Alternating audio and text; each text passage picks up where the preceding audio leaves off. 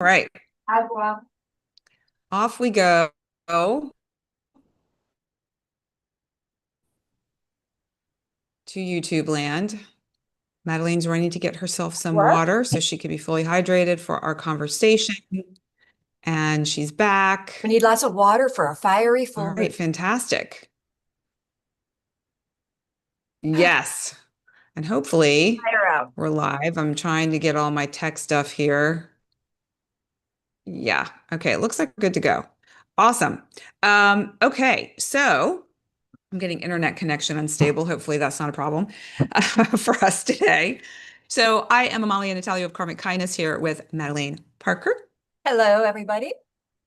and she's got her beautiful background, a new one today, a crown of fire and gold, and the earth and the moon and the sun. The electrical energies that are coming from the higher realms that are descending upon us, that create the reality down here. And that's it. There you go. This is what we're talking about today. We're talking about these energies that are descending and how we're creating our realities and how these energies are affecting us. So we have the Sagittarius full moon that we're discussing today. It's a pretty I for me personally, I find it's a pretty significant one. So, and I'm going to talk about this, the impact chart, and show folks, especially with mutable signs, who are going to be feeling this tremendously. This full moon is happening on June 11th at 3:44 a.m. Eastern, 12:44 a.m. Pacific at 20 degrees, 38 minutes. Um, Sagittarius connects to the physical body with the liver, the thighs, the hips, the sacrum, the lumbar. Um, I think we talked about this, Madelaine, maybe in the last cosmic chat about, with Sagittarius, the thighs are a big thing. You think about like also horses, like they're running, they're trotting, they're moving, they're really, it's like this force. There's this a Yep. force behind it. But there's Thunder thighs. It's just, I felt like I also that out really. Jupiter. Jupiter is the god of thunder. Jupiter rules Sagittarius, so Sagittarians are thunder thighs. Horses have the thunder thighs that can really propel you, like really strong legs that can really send you like lightning and thunder through space, but also the hips, powerful hips. Yeah. But Well, and I also think about Sagittarius as this very expansive, exploratory sign. So, if you yeah. think about if you're riding on a horse, you're really going out there. You're able to explore, expand your experience, Yeah. learn something new. These are all Sagittarian qualities. So the other part of this with Sagittarius, and I think it's really interesting considering we just came off of the Gemini new moon, is the kind of the concept here with Sagittarius is I see. So something may have been brought to your attention during the Gemini moon cycle where there's a lot of thinking going on.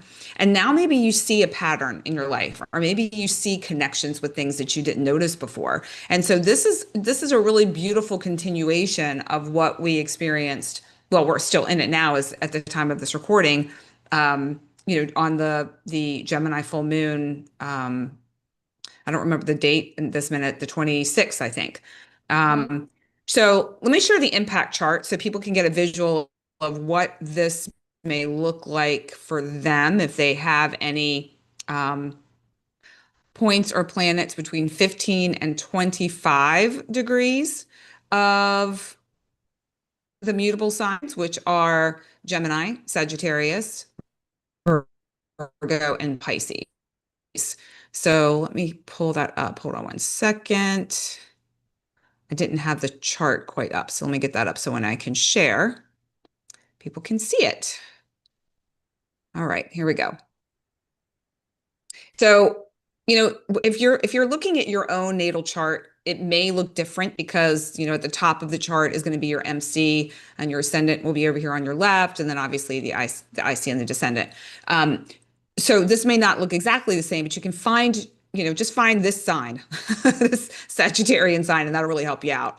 And, again, between 15 and 25 degrees of Sagittarius, Pisces, Gemini, and Virgo. You all will be impacted by this. You'll likely notice something in your life where you go, huh, I wonder if this is I'm being affected here by this moon cycle because it will likely be something that you notice. That's not to say that other people won't, because you will. I want to talk a little bit about did you want to say something, Madelaine? Well, I would like it if you pop that back up because I want to show you something really great that's happening for the fire Sure. signs. Let me, Yeah, I'm it's a happy to good do time that. for the fire sign. If you look at all the fire, you're seeing a big fire trine with Mars, Saturn, and Jupiter, the full moon. See, so look Well, at so your, let's see. so Hold there's on. your fire I'm going to sign. pull Yep. the moon itself. See if you can see it. So can you see a different chart? I see the chart. Okay. So So you're talking about the fire trine here with yes, even though they're not and at the same, then, but Leo, we have Mars, Leo, Jupiter, right. we have the new full moon in Saggy, Hmm. and we're got to have that Saturn, Aries. So we're having all your fire houses. These are the Tricone Yep. Dharma houses, right? These are Dharma houses. So for fire, Yes, they are. every one of your firehouse is being lit up literally on fire. Like if you were to look at astrology like just energy, water, it literally like you just made fire and water and earth and you just plopped it in parts of your chart. So in your firehouses, they would all be lit up right now. Wow. Okay. They're very positive. That's a Dharma Trikona trine, which means it's super auspicious and lucky and dharmic, which means you're on your path. Your path is lit up, fired up. So, and I just want to say too, even if it doesn't feel comfortable in that lit upness, it doesn't mean that it's not a good thing. Just kind of just stick with it, like stay the course. I'm speaking to myself as well as anyone else As an who example. has, the fire going on. Okay, so let me share a little bit about the aspects to the moon, and then a little bit about the gene key and the flower, and then I'm going to let Madelaine go into a little more of a deep dive on what's Okay. going on. So, okay, obviously, with every full moon, we have the moon and the sun opposing each other in the sky. The moon is in Sagittarius, the sun is in Gemini. And just a couple keywords to keep in mind when you're thinking about Sagittarius. Sagittarius is very exploratory, adventurous, like really wanting to expand your horizons when it comes to what you learn, your knowledge, your wisdom. And then you have Gemini, which can be a little, also, again, very mental, but there might be more like mental chatter, kind of going back and forth in your mind. There are lots of thoughts happening, very social. So there might be interactions that you're learning and you're expanding through social activities. Now, the moon is trine Mars, which is really positive. I think Madelaine was talking about that just a second ago. That aspect is really great. You may feel a surge of energy or motivation, like she said, you're lit up right now. This is a time where you could take risks and pursue your passions with enthusiasm and confidence. That Mars and Leo is what's giving you that confidence. And also, Mars can help you if you got this boundary or some sort of something that you've been pushing up against. Mars is really going to allow you that oomph to possibly tackle any challenges, push past any boundaries, especially when it comes to your emotional inner world, because we've got the moon involved here. And then we have an opposition, the moon opposing Jupiter in Cancer, and Jupiter at that time will be at 0 degrees as well. This is an interplay between your emotional security, the moon, and your expansive growth, Jupiter. So there may be some discomfort in the the playing between these two and the integration of those. It may feel a bit of like urgency or intensity around it. And this really the moon in Sag really gives you an opportunity to access an emotional truth that maybe you it's like maybe you knew, but you just didn't quite believe it or you didn't quite get it. And now it's going to be able to, to really integrate into your heart, not just your head. Um, and I have so many notes about the full moon trine the Mars and Leo because I find it's a really fascinating place for that energy to be right now for all of us, especially with all of the questions in the world and all of the people in all these different transitions and making decisions and taking leaps of faith. I can't tell you how many people I've spoken to recently who are on the precipice of something big that's Yep. terrifying and aren't sure what to do or like know what they need to do but are terrified to do it. And it's that Mars is really kind of like, if it's aligned, if it's something that's really soul driven, things are going to work out, and just trusting that. So, okay. This I found really interesting too. I'm kind of excited to share the gene key with everyone because what I noticed when I was kind of preparing was the gene key coming up for all of us on this full moon. Look at those keywords: the shadow of dominance, the gift of synergy, and the Siddhi, Siddhi, which is like the highest octave of this type of energy and experience of communion. So this is kind of like the key questions or the kind of the key theme that you can think about with this is, are there areas of your life that dominate your thoughts or attention? And can you come into a place of synergy between your head and your heart? So bringing that into a place of like where they're working together, synergistic energy that will bring you into the communion, the coming together of the flow and unfolding of life. And that's getting your thoughts and getting your ego somewhat out of the way. And what I found really cool about this is this connects so beautifully with Gene Key 16 that we talked about during the new moon in Gemini. So that has to do with being the shadow of indifference, the gift of versatility, and the Siddhi, Siddhi, of mastery. So we were being invited during the new moon in Gemini to really look at ourselves through a different lens. Like right now we're in a time of mastery. So we're no longer going to be indifferent to the circumstances of our life, the circumstances that led us to where we are, the circumstances that are happening around us. And we're using versatility to integrate the insights that we got during that new moon in Gemini period that we're likely still getting now. And then taking that and allowing those thoughts and those insights not to dominate us, but to be able to bring them into a place where we can bring them into our heart, have the ideas also in our heads. It's kind of like a combination of the two, and then be able to take that into our life and be able to flow with it instead of resisting it or pushing against it, and allowing that really beautiful energy of Mars to come in and support us on the way. And even Jupiter, even the opposition to Jupiter. I mean, Jupiter is maybe expanding that, but maybe it's expanding our capacity to hold both the thoughts and the fear at the same time. So anyway, I was just thought that was super cool.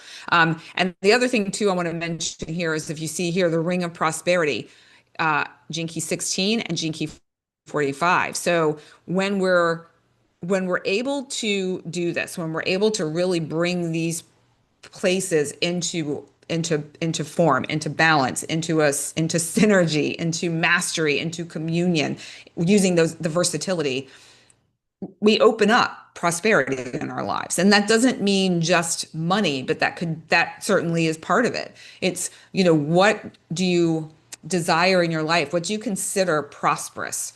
Is it fulfilling relationships? Is it a fulfilling job? Is it, enough money that you can do things that you enjoy, or to be able to treat your family to a vacation, or whatever it is? It's like, um, it's this possibility that exists all around us. I just love this continuation of the energy through the lens of the gene keys as well, because I feel like it's such a beautiful story that's unfolding. And here too, the hexagram 45 of the I Ching gathering together. It's like how we're coming together, all of us as a collective, as well. Any thoughts on that, Madelaine? Um, I guess the interesting thing, I guess I'm seeing it more as a Gemini card rather than the Sagittarius moon. So I guess you're looking at where the sun is in Gemini, right? Mm-hmm. Mm-hmm. You went for the sun on that, Yeah. which is Yeah, you do. interesting because I'm just curious. I'm just finding it interesting that communion and thyroid. So I'm just kind of focused on the thyroid being a part of communication. So, you know, Yeah. Well, I mean, yeah, it definitely is. I mean, it's that also impacts.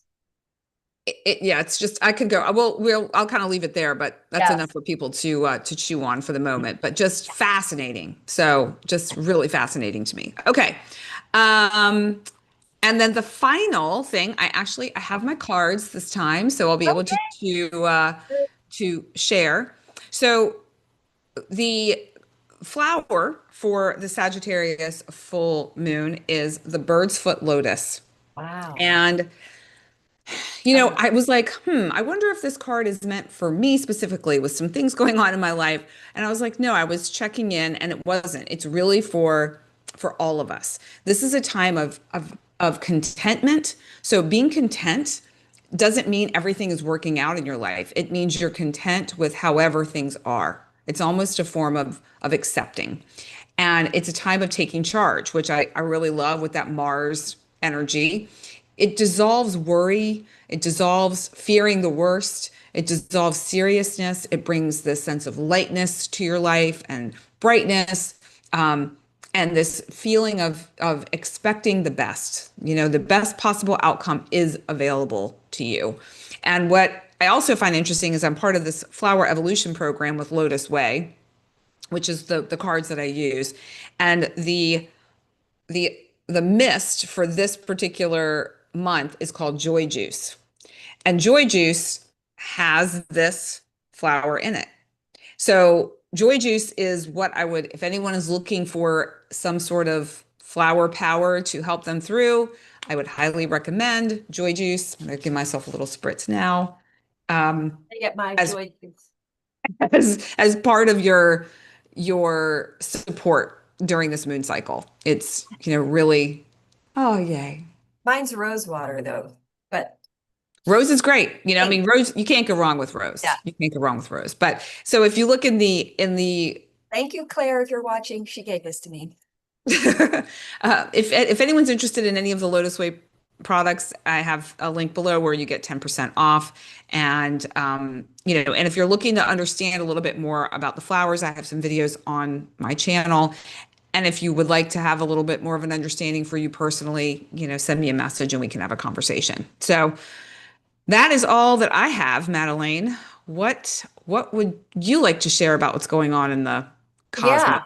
Well, interesting that you pulled that yellow card because the Sagittarius is the centaur, right? That's the if you I should show a picture of a centaur because if you go online and you look at a centaur and you see how a centaur stands, Jim Morrison was a centaur. A lot of famous musicians are centaurs, and what I mean by a centaur is that they stand like this.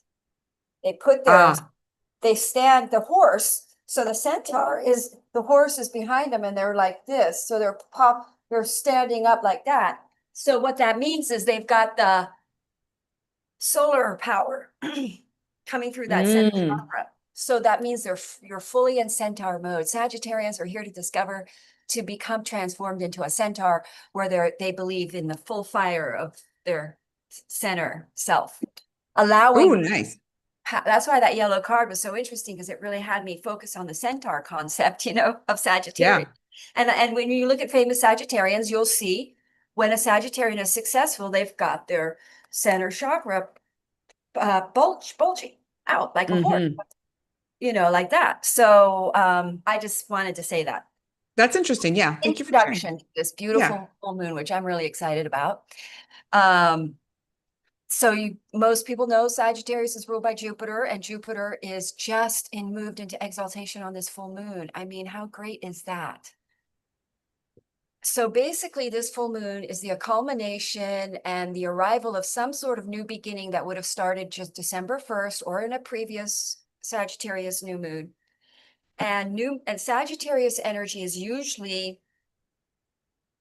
inspired hope, Let me get my little Saggy notes out. Sagittarius is hope, inspiration, purpose, truth, love, and wisdom. So this is a full moon that reveals a truth, that brings us wisdom, which then brings us luck, which then, brings us on our path, as it were, that we love, fulfilling our true dharma. It's a dharma new moon, a dharma full moon, which means we become clear of our dharma. Jupiter in its exaltation is going to be clear, because I'll tell you why our dharmas are going to be clearer, because Jupiter in Cancer can't help but ooze out your dharma. I mean, it just is going to create opportunities in your Cancer house. It's going to create abundance. It's going to create fulfillment of purpose and of path and knowledge of such. So that's what Jupiter wants to align us with. It's the guru. It's the light bringer. It brings us hope and inspiration, inspired action. So this full moon brings us clarity of what that is, of our dharma. It brings us the truth. Sagittarius is about the truth. Sagittarians are truth seekers, wanderers. That's why we wander. That's why we love astrology, because it tells us the truth. I'm Sagittarius, proud Sagittarius. And Sagittarians like to be outdoors and adventure. They're not sedentary. I just did 2 readings this week on people that had Sagittarius stelliums in their chart. Like, they have so much Sagittarius. They're the least sedentary people. They don't like to sit around. I don't like to sit around either. Especially, by the way, we should go. I'm going to share the chart. Is that good? Yeah, definitely. So especially with Mars Leo trining this, it's just, that's pretty nutty, because that joy, you pulled up the joy thing, Joy that's juice. Mars. Yeah. Yep, that was a sign Yeah. that Mars right there. Mars is speaking through that joy juice that you brought up, which is passion, excitement, inspiration, motivation. Let's do it. Let's go. Let's not be afraid. Courage. So we're meeting courage with hope and wisdom and joy. And we're meeting hope, wisdom. What did I say? What did I say Sagittarians are? Hope, Inspiration, courage, truth, purpose, purpose. love, wisdom, right? With Leo, courage and inspiration and play and fun and let's do it. It's sort of like, wow, what an exciting time, honestly, for the fire signs. But other people too. I mean, most people have fire in their chart, but also the cardinals are trining and sextiling this. So we're getting what you call a Kendra Trikone. I'm just learning about this in Vedic, which means it's a Kendra Dharma Trikone, which means it is the blessings of the dharmic path opening up, like the way shown. And then you get, and it's about our higher purpose and what what we're really here for, as it were, what we were made for. It's the truth of who we are. It's our true path, our true destiny, all of that. So, so there's a really beautiful thing going on there with that trine, with that sorry, where are we? Where is it? Am I still on this? No. Yes, where are we? June. Okay, there we go. So we've got Mars trining. Sorry, Mars is trining Chiron, but it's making a sextile, and it is making a wide trine to this. But it doesn't matter, because Mars in Leo is firing up that Leo house with joy and fun around this full moon, which is hope and inspiration and travel and, igniting of excitement in your life, basically, in general, because we've all been through a really kind of funky time in the last couple months, with all this downtime and all these planets in retrograde and Saturn and Venus conjunct. And it's like, and then now Venus is in its very happy energy sign in Taurus, which is, again, very pleasing. That's making a sextile to Jupiter, which again is all about calm, stable, making new stable beginnings, financial improvements and gains, and romantic weekend, because it's happening this weekend, and like strawberries and bonbons and spas and candlelight dinners, or just a good time at home, feeling very happy and doing all the things you love to do at home and pleasing doing things that please you. And it's beauty and it's the arts. I mean, it's just a really nice month June to have Venus. This Venus is going to be in Taurus all month. So, and then Jupiter is going to be in its exaltation, but squaring Saturn, which means there is a delay. Again, this full moon happening on the Saturn, travel opportunities can open up, but then there'll be a delay. Let's say you'd have to go deal with a passport or something you hadn't dealt with, or let's say it is a relationship. Let's say you've got Jupiter in your seventh and a relationship's coming in. There's a block because they can't. There's some block, they have to go somewhere for a long time, and then like they have to have a job abroad or something. But there's some sort of realignment that has to occur with that Saturn square before this new beginning really sort of takes off, because this new moon in Sagittarius is happening.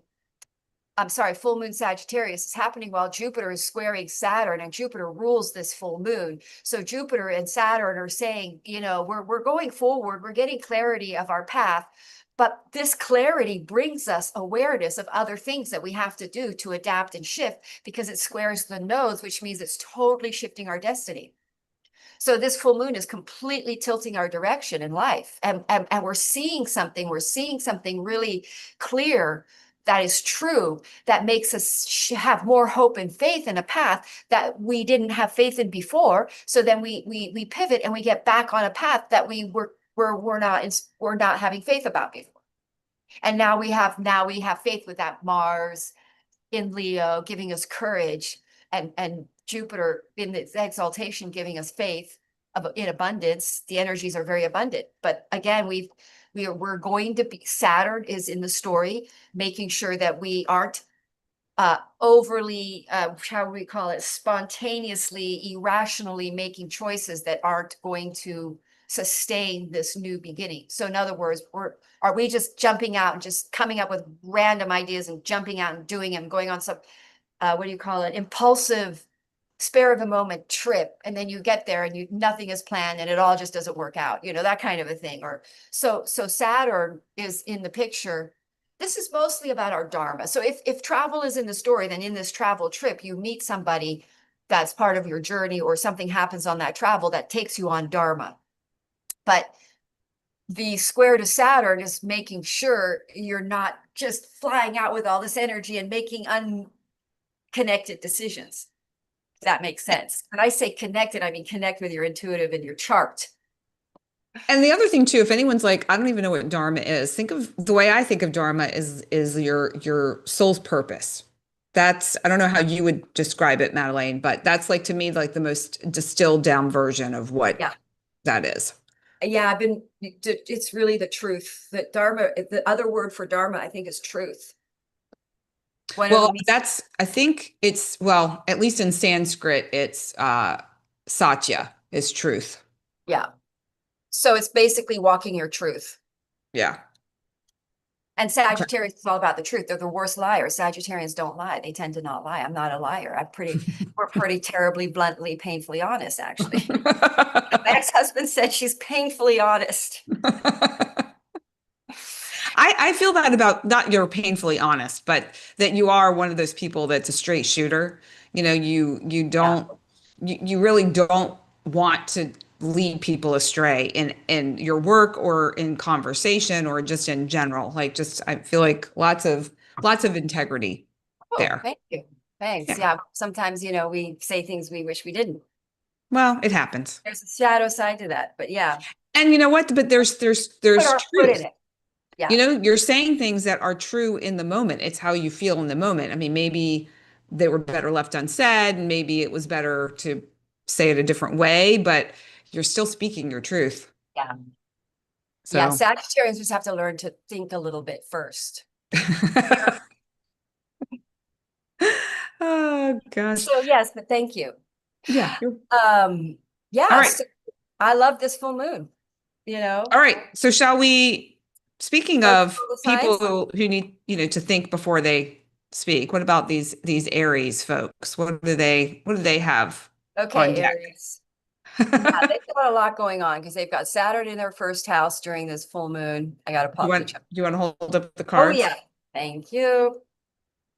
You're welcome. Fire Aries. So they have a lot happening in their first house, right? They've got Neptune there conjoining Saturn with Chiron.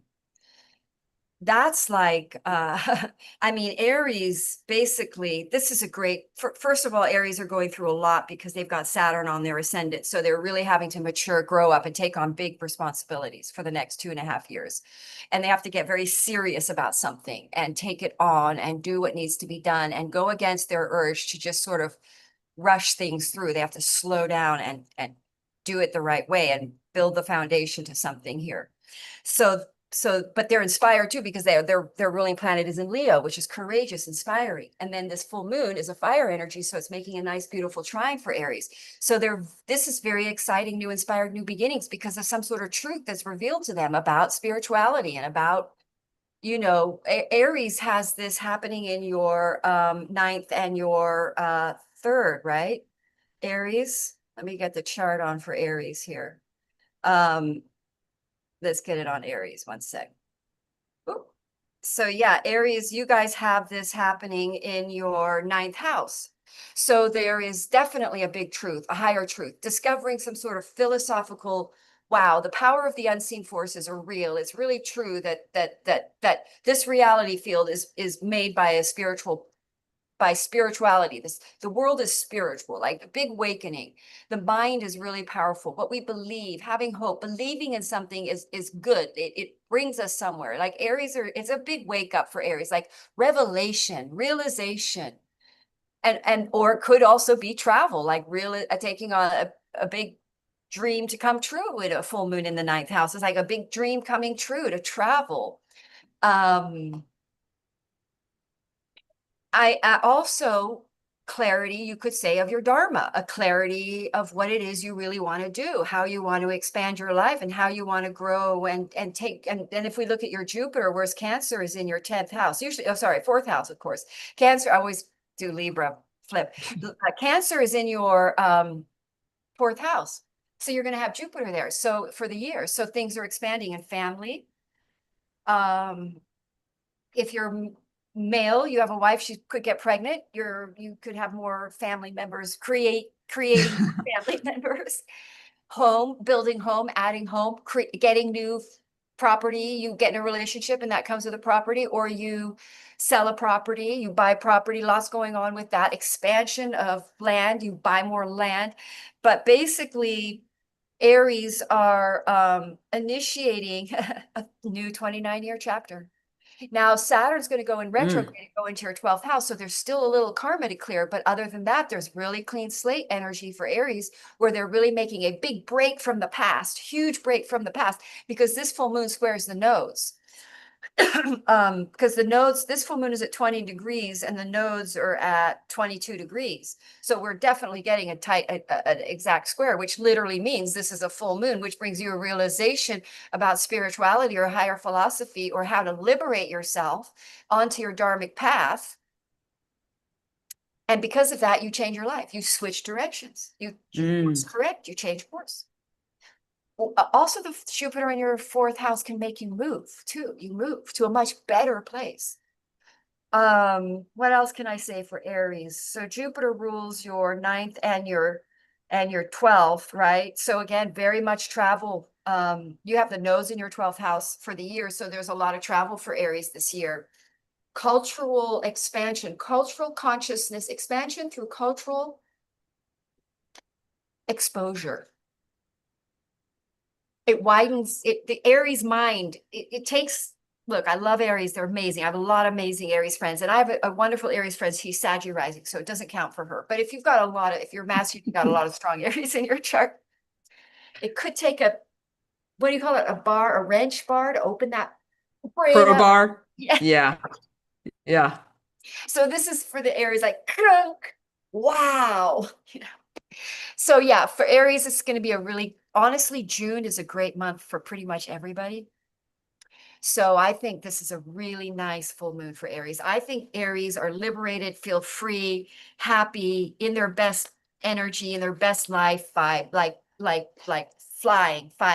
flying towards an excited new path for Aries. Well, I think the flower for them also Yeah. illustrates that. We've got a lot of this red and a lot of yellow. So we've got that Aries fire, and we've got the Jupiter Sag kind of like yellow um, propulsion, if you will, to get them focused, get things done, like anything that they've been kind of like sitting on the fence about. Now is the time, like you were saying, like that crowbar kind of thing. The crowbar is now going to finally open that door. This also has an energy of motivation and drive and passion, which to me very much makes sense with what we've been talking about as well. And it is also, if any Aries have been on the fence about something, now's the time to do it. Do the thing you've been avoiding is also the message of this red bird of paradise, which is the name of the flower, if I forgot to say. So the red bird of paradise for Aries is really, to me, very much in tune and supportive of where they're going. Yes, this is a Yang full moon, action-oriented full moon. This full moon reveals a truth that inspires action of change. I got to write that down. Full moon, inspire action of change. I'm always looking for titles. I can never remember. Yeah. That was Okay. a good one. That was a All good right. one. So Okay. time for Taurus. Taurus. Taurus. So this full moon is hitting in your eighth house. So this could be so the other thing about Jupiter and Sagittarius is it can really expand things, sometimes not good. So in other words, a full moon in the eighth house can really expand. Sagittarius full moons can be tricky too, can be tough. I've had a few tough Sagittarius full moons, but it could reveal a debt, a problem, a financial upset. But it's so that you take action, that squaring the nose, that you then decide to do something about it, to change something about it so that you eliminate it, pay it down. Could be a tax thing. It could be. Now, the only reason it would be, let me just take a look at it and see for a minute. It squares your fifth house and your second, and it's opposing your second. And so it's kind of squaring all your fixed houses. So it could be unsettling. It could be upsetting or disruptive full moon that does force you to change because this is hitting in your eighth house. So it forces you to let go of an attachment to something. You see a truth and you let go of an attachment. It could be a relationship, could be a way of spending money that you're doing. It could be that you take action to undo a debt, or you could get a financial windfall depending on your chart. If it's trining a bunch of your planets, this could be a nice tax return, an inheritance, financial support in some unexpected way. By the way, I do forget to say that Uranus is in on this. Uranus is making a square to Mars. So there could be an up, Mm. on the financial front here. But again, it liberates you. You're like, whatever, you got to make a shift and you got to change your destiny, which means it resolves it. So these full moons, an eighth house full moon does kind of shake people up, but it bests you through that layer of, I want to call it debris. Hmm. So you're kind of busting through some sort of layers of financial debris and clearing that up so that you can be more abundant with Jupiter ruling your eighth house and expanding in that Saturn square. You do have to deal with something financial before you can travel perhaps, or build a new home. Or let me go back to where it's going on for Taurus. You've got Jupiter in your eighth. Yeah. So maybe you do want to get a loan out or buy a new property or fix up your property because you've got Mars in your fourth house. So you're inspired and being very creative about your fourth house real estate. And it's trining the moon in the eighth. So maybe that's really actually very, very beneficial. That's really nice. That's like a big solution or money coming in over a property or some sort of I just want to see where Mercury is on this. Mercury is right on Jupiter, pretty close to Jupiter. So I would say that there is some sort of nice financial windfall potential relief if, for instance, you see a debt or some sort of financial crisis occurs, then the trine there is a solution and a breakthrough and a way through. And there's a sextile to Saturn with Pluto, with Uranus there. So I wouldn't worry about it. This is a nice full moon. So if anything does come up and shakes you up, there's a way through. Jupiter's Well, got your back. and we know that bamboo, even though this looks Yeah. like it's upside down, this is a bamboo flower, Yeah. is what, is typically known as kind of the plant of prosperity. Oh, And here we have bamboo wow. for the bamboo flower for Taurus. So, what is the bamboo flower here to tell them? It teaches you how to release control, deepen the trust that you have with yourself, have a soft, steady presence in whatever you're doing, and work with natural energies like the wind and the water. The wind can blow things out of the way, like you were talking about, Madelaine, clearing the debris, Right. and then the water allows things to flow. So, and just it's very much about the nourishment in the present moment, being very, very present. Taurus, steady, steady, grounded. Mm-hmm, mm-hmm. So, yeah, I love that. The bamboo flower for Taurus and in conjunction with what you said. And funny enough, Misha and I both have a Taurus moon, and I got a check today Ah, from we overpaid on our tax return. oh, So we got a small, not much, but a small little something. I was like, that was a surprise. So perfect. yeah, Yeah. This yeah, full moon is very only a few interesting. days away. Well, 5, 6 days. Yeah. It's yeah, in the it's in the week. cycle, It's within the week. Yeah. Perhaps more Yeah. is coming your way. More financial treats. Yes. There was one other small one. I'm not going to share that this on here this moment, but another one that was kind of cool today too, like a What? positive thing Okay, from a Tori, financial perspective. you're going to have nice stuff happening because I forget this part that you've got your ruling planet in your sign. Taurus is in Venus is in Taurus. Yeah, And so that's helpful. yeah. So I'm leaning more on a nice windfall for Taurans rather than a financial loss or upset. Hmm. But you do shift your direction. Something around your finances shifts your destiny because it squares the nodes there. Yeah. Well, I like that. And Taurus Venus makes it a really, really great month for Taurans. The best month of the year, seriously. Better than when Venus is in Libra Good or even stuff. when it's exalted. All right. All right. All So right, now we're going to Gemini. do Gemini. I hope that has cheered you up. Gemini. Okay, Gemini. Mercury ruled you hermetic people, you. I was doing a reading for someone the other day that had so much wisdom in their chart. I was like, oh my God, I think you're Hermes reincarnated. I'm like to this guy, you've got to go learn about hermetic principles. Got to. Oh, All that's right. hilarious. I How did know. he respond to that? Was he open to Like, it or was he? yeah, he was like, really? I said, yes, your chart, you are literally Hermes, like literally in reincarnation. Like he's like, who's Wow, that? So it's kind of funny. He's gonna that go learn is about it. funny. He's inspired, yeah. All right, so we are now on Gemini. Gemini has this happening in your seventh house of relationships. Beautiful full moon, traveling with your spouse. A beautiful, if you're in a relationship, it's a wonderful time because you're going to have all these fire trining your 11th house, which is really, really fabulous, like dream come true, new sort of inspired. You've got third house, Leo, Mars, so short distance travel with your spouse, a lot of busy energy around relationships 7, 11, and 3. There's kind of a relationship triangle there.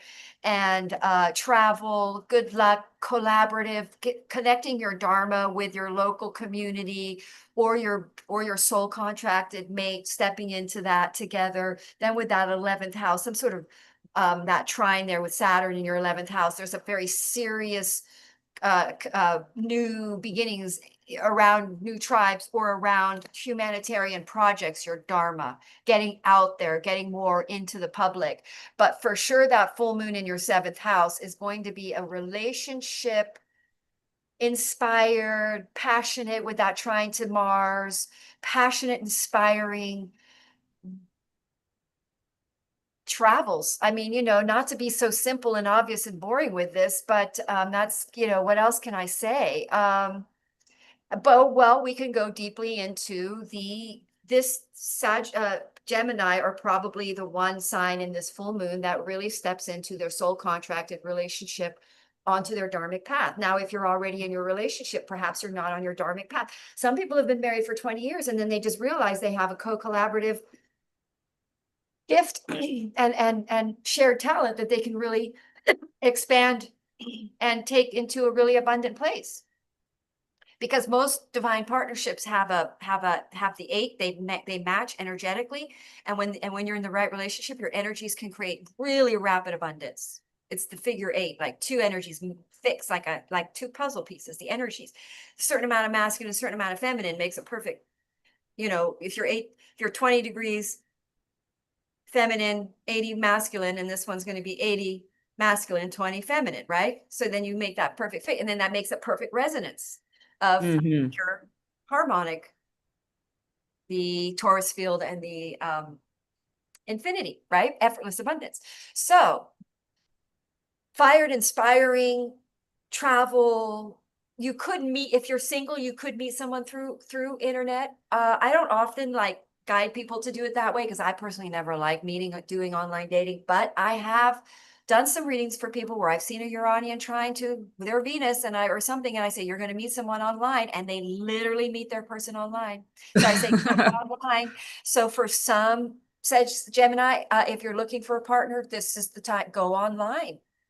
Or somebody you met online now reconnects and you turn it into a relationship. So, and it is a humanitarian house too with that Leo there, right? We're talking about Leo there. No, Aries. So you are shifting into a very serious, taking on a big responsibility around servicing humanity. So, or just doing some sort of major either social networking or networking project or public relations things and work, and really taking something very serious in that arena. But this full moon in your 7th house brings you beautiful, inspiring travel and adventure with your mate. What I love about this is, with Gemini, because we just had that new moon in their sign, and there was a lot of activity in well, I'll say last moon cycle, but the current moon cycle we're in. I really love this flower for Gemini, which is the Arctic lupine, which activates deep peace and the message you are supported. So if they are in the midst of, maybe some sort of a relationship challenge, whether they're looking for a partner or they're having issues within their relationship, know that you're supported, know that you have safety and protection all around you. And I also love this too for not only relationships, like contract relationships, but for potential business opportunities where you're collaborating, where you're signing contracts with someone, where you're working on a project, knowing that you have the support, like you can do this together. And it looks to me like, especially if it's soul driven, the way this flower is got that purple, very divine energy reaching. Whoops, it's like kind of backwards on the thing, like reaching up, and gathering that. And there's this green on top too, kind of that heart-centered energy, and then bringing it back down and sharing it with another person or within a collaboration or whatever that might be for them. But the Arctic lupine for Gemini. This full moon is about seeing the bigger picture too. Sagittarius is about seeing the big picture. It's about seeing the forest through the trees. So that really is interesting. That looks like a very sterile sort of intellectual, sterile sort of energy. And then Sagittarius maybe shows them a bigger picture, a bigger truth, a bigger Vision. Is love, or that a relationship is actually really love, Right. Yeah. And that's the thing too with astrology, with any of the systems, is like it gives you a lot of information, but yet the experience that you have, like Madelaine, you and I can give 20 different examples, but it might be very different for somebody, but the energy, that undercurrent is is there. It exists. So, it may show up in all sorts of different ways. Yep, depends on your chart. Well, I just want to remind everybody that really we're giving a general reading here, but it really depends on your own personal chart and how Yeah. Neptune and Saturn are hitting all of that, Hmm. especially how Saturn's hitting your chart right now. I have Saturn squaring my ascendant, squaring my sun and my descendant. Oh gosh. Neptune there, I know, and it's going to be there all year. And I'm like, what the heck? Trying to figure it out. And then Jupiter is, I have 0 degrees Cancer ascendant, right? So Jupiter is going to be on my ascendant squaring Saturn. Oh, I'm like, what on earth is going to happen? yeah. Yeah. Well, So that brings us to Cancer. we shall see. Yes, Cancer. All right. So Cancer. So you're going to have Saturn in your 8th house. I'm sorry, your 10th house. Why did I say that? 10th house. And Jupiter in your first, making a big square. And Jupiter is ruling this full moon in your 6th house, which is usually not the easiest full moon with the sun in your 12th. So you really are at the end of a big cycle here, of some sort of, I'm going to say, because don't forget it is squaring the south node, and we're seeing a bigger picture and we're seeing the forest through the trees. So we're really letting go of something with that south node in the 3rd house. I would say most Cancers are letting go of disputes.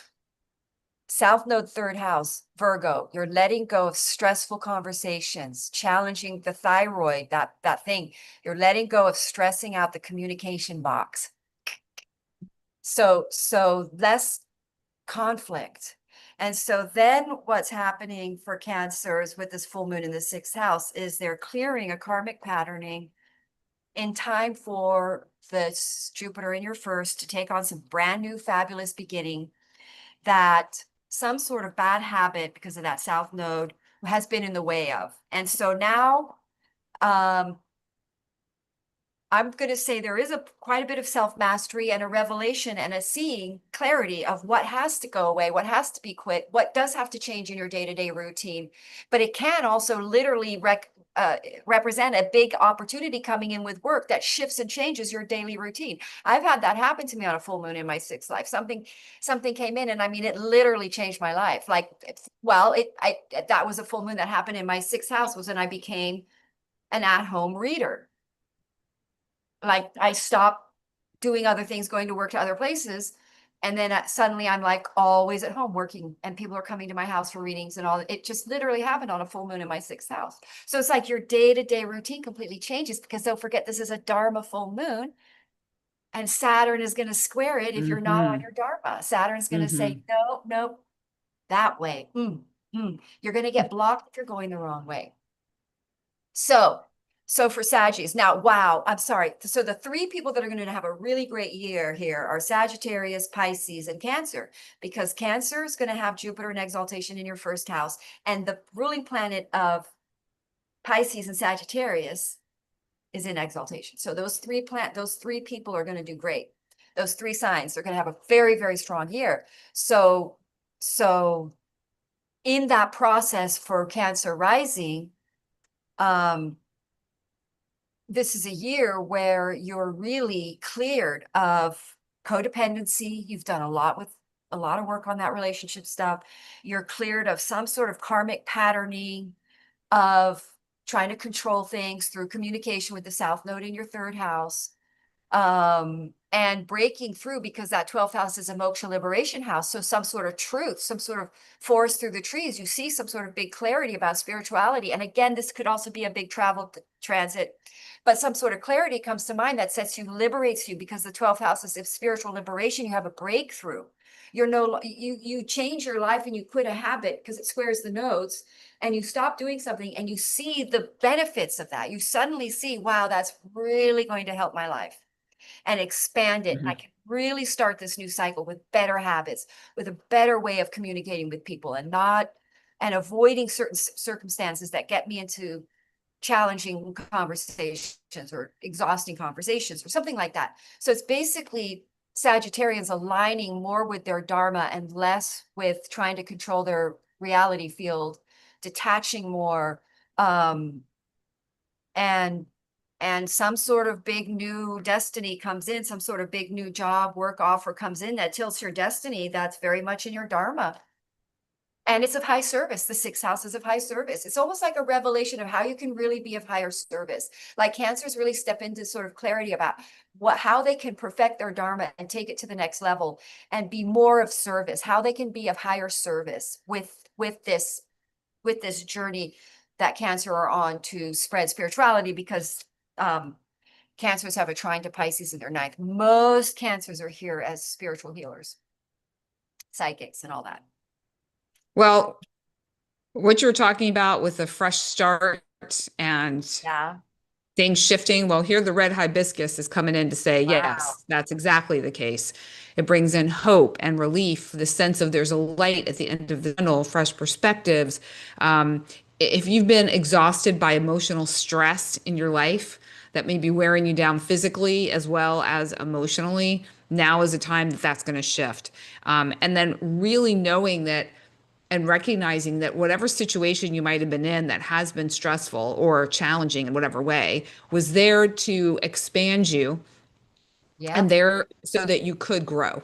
So it was there for your benefit, for your personal growth. So the red hibiscus is, to me, it's kind of like this flower that is shining this, you did a good job. Now you're going to reap the benefit. You can rest, you can take a moment, and it's time to start over. And not necessarily in like burn everything to the ground, start over, more like you've done the work and now you can start with a clean slate. That is cool, because you're reminding me that we have that fire trine. And for Cancer, check out the fire trine here. I'll just show all Cancers. Okay. You can be excited to see this fire trine for Cancer. So there it is, the 10th house, the 6th house, and the 2nd house. So those are all your income earning, how you feed yourself. These are called Ash Ashwanga. I forgot it. Anyway, so basically, Upachaya house. Oh, This is upachaya. the Uh-huh. house, Uh-huh. Upachaya house. Okay, where hard work brings great stuff, like really good stuff. So you've got this fire trine happening in 2 Upachaya houses. The 2nd house is not Upachaya, I don't think. But anyway, I think it might be actually. It's 11, 10, 6. It might be 2. But anyway, so basically this is a really good work, trying money, income, a big boost in your career, especially with Jupiter in your 1st house. You're getting a financial upgrade. I do get really good cards on that, actually. For me, I've been pulling cards. Like, I have my own little deck. It says your life is about to change. So I have your calling. So Oh, Sagittarius are having this beautiful fire trine in your work houses. So very auspicious for Cancer. Very nice. auspicious start to Saturn, Jupiter moving into your 1st house on a full moon in Sagittarius. I mean, that's really auspicious. For, Yay for cancers. yeah. All right. My fun and Shall travel card came out too. Travel. That's Leo, fun, travel, Sag. Yeah. Oh, fun. so All right. Well, speaking of Leo, what's happening with those Leos? wow, Leo, because you're another one of these fire people that are going to have all your firehouses lit up like a, bonfire in each of your firehouses where it's making a trine. Now for Leo, that's going to be in your Dharma houses, right? Because so for Leo, I'm pretty sure that's your Dharma houses. Yeah. So 9 is Aries and 5, those are Dharma houses. So you're going to be fired up to your purpose and you're going to be inspired, because that's really fun, because Mars is in your 5th house, which is Leo. I'm sorry, what am I saying? Sagittarius is in your 5th house. So, I mean, what a fun time for Leo. I mean, you've got Mars in your sign, which is really pumping you up, giving you a little bit extra vitality and energy and chutzpah. You've got the roar in you right now, Leo. You're fired up, you're inspired, you're going for it, right? Courageous. So, So this new moon, then you've got a new moon in Sagittarius where you suddenly discover who your true friends are, and you suddenly have this clarity of how to collaborate or take on an entrepreneurial venture, come into some sort of creative co-collaborative with your person. Or if you're single, you suddenly discover a good friend is actually really your true love, and you go into some sort of collaborative co-mission, co-soul contract adventure together, entrepreneurial, or you have a child, or you have the baby. If you're pregnant and it's around this due date is around now. Somebody came to me once for a reading, and I said, you're going to have the baby on this day. You're going to have birth on that day. I gave her the exact day because I knew she had a full moon right on her moon in her fifth house. I'm like, you're going to have the baby on that day. She came back. She couldn't believe it. She said, that's exactly the baby. She was like, I just couldn't believe it. That was exactly the day. So anyway, so Leos so you can use the pregnancy and a baby as a metaphor for something that you're creating out of nothing. That's the fifth house. You make something out of nothing. A big, fabulous creative venture project opens up for Leo. And then you've got Aries in your ninth. So you're restructuring your beliefs. I've just had Saturn in my ninth house. It's a very interesting thing to go through Saturn in your ninth house. You really do have a restructuring. You suddenly wake up to spirituality on a whole nother level. Like you get it. You get how important it is, how serious it is, how real it is, how much we need it, how it is the unseen force that's maneuvering everything down here. It is the science behind what's happening down here. Things like that, awakening. And taking more leadership role, taking leaderships, being like, come on, let's do this, yeah, energy. Yeah, Yeah. let's go. It's like you've got a baton with fire and you're running through the field, running through this. I'm feeling this fire and energy. So yeah, so for Leo, it's fun times. Honestly, I can't think of a nicer. I mean, let's just not be so Pollyanna. Let me look at some challenging things here, just so I don't, you know. Um, Mars, let's see, Mars is making a square to Chiron. So that's tricky. That could trigger you. Um, you know, I'm sorry, Mars is squaring Uranus. I'm sorry, Mars is making a square Uranus and trining Chiron. So there is healed energy in response to whatever. There could be for Leos, there could be a shocking sort of disruptive information that really upsets you, and you got to deal with it. But I'm going with the positive side of it all. Yeah. It's more fun to talk about that. But you do change your destiny because you have the nodes in your ninth, you've got the nodes in your second house, and it crosses your nodes. So there's a good chance this dharma, you get really on a dharmic path and you change the way you make your money. Or you restructure your money so you don't have to work. Like you decide to take out a loan and you're going to invest it, you're going to take on a project, you're going to go with it, a creative project, and live off that money for a while. And then that money, and that, because it's a Jupiter full moon, it will be blessed. It will create abundance, especially with Leo there, that fired up, inspired energy. And with Saturn there in Aries, it will make sure you're not doing the wrong thing or it will block it. So it's a good time to take a risk and see if Saturn blocks it. So I like it for Leo. Beautiful full moon for Leo. Very exciting. Mercury squaring the nose, information that does change your destiny. You're going to have to change your mind and make everybody's on this full moon, everybody's changing direction. Don't forget, it's a mutable full moon, which means we change direction, we change our minds, we change our thinking process. We Thoughts? Yeah. discover, we see a truth, we see a bigger picture. We go, that's what we're going to do. We take action. That fire trine is action oriented. Well, it's interesting because we have the red penstemon that showed up for Leo. And this to me felt connected to that Mars energy. Maybe also you were talking about maybe that communication coming in that might be upsetting or, that pivots you in some way. The red penstemon has a lot to do with anger. So this is an opportunity to alchemize some of the anger that might be present. And here's the thing, the alchemization of that will fuel action that moves you towards your spiritual endeavors. So it is course correcting in a way, but it's going to come through maybe a bit of a challenged energy with anger, especially if you haven't allowed that energy to move through you. So the best approach is if something does come up, allow the waves of it to be there and to be discharged versus trying to hold it or contain it or suppress it or repress it. let it move through. And, think about the red penstemon too, like these flowers, the way they come off the stem. Even imagine if you have any anger, like it's able to like funnel out or shoot out, like you're able to like release it. You could even like just take your hands and just kind of shoot it out and just let it go, instead of holding on to it or pretending it's not there as well. So that's what I got, the red penstemon for Leo. Yes, that thanks for reminding me. Fire energy when it's in that. I mean, usually a trine is not that, but if there's a square going to this full moon, you could have an angry outburst. I remember my Hmm. ex-husband was in a relationship with this other woman, and I know he's Sagittarius. I know his chart. So I saw this full moon Sagittarius right on his moon, and a square, to his descendant or something. And I said, I think you're going to get in an argument and split up with this chick here on this. I think it might have been he calls me back like, how'd you know they had a big blow up, like this huge. So full moon Sagittarius can cause big blow up rows, which then pivot your situation, right? Yeah. That would be a square to the nose if you ended a relationship. And that could happen for Gemini, by the way, with that full moon there. You discover your person's cheating on you on a full moon in your seventh house, especially with Chiron. Wait, no, Chiron's in Aries.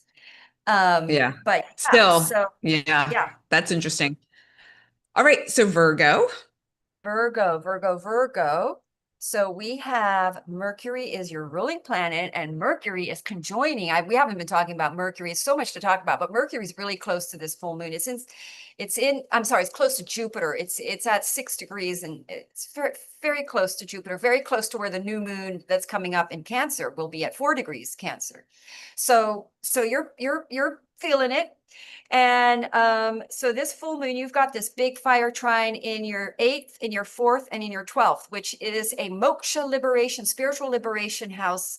This is the water energy of transformation. And again, a very powerful travel trine.